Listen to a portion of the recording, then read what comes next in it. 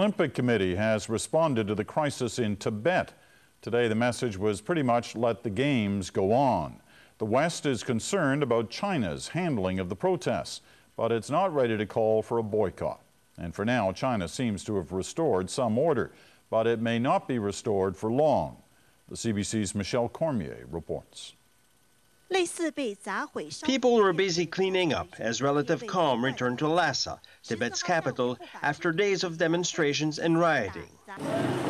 But the unrest spread to other provinces in western China, home to important Tibetan communities. In Gansu province, riot police were out in force to quell demonstrations. Demonstrators were taken away after Chinese institutions like this bank were damaged. These demonstrations are the most serious challenge to Chinese authority since Tiananmen Square close to 20 years ago. The Chinese government must now decide just how hard to hit to quell dissent, but risk international criticism so close to the Olympics. In Beijing, the governor of Tibet said security forces had shown great restraint in dealing with protesters. We did not use any anti-personnel weapons, and we did not fire any guns at rioters, he said, blaming the violence on a small group of separatists and criminals who, he said, want to destabilize Tibet. The demonstrations are a major embarrassment for the Chinese government, less than 5 months before the opening of the Beijing Olympics. The state media has deliberately downplayed the scope of the unrest, calling it a mere disturbance.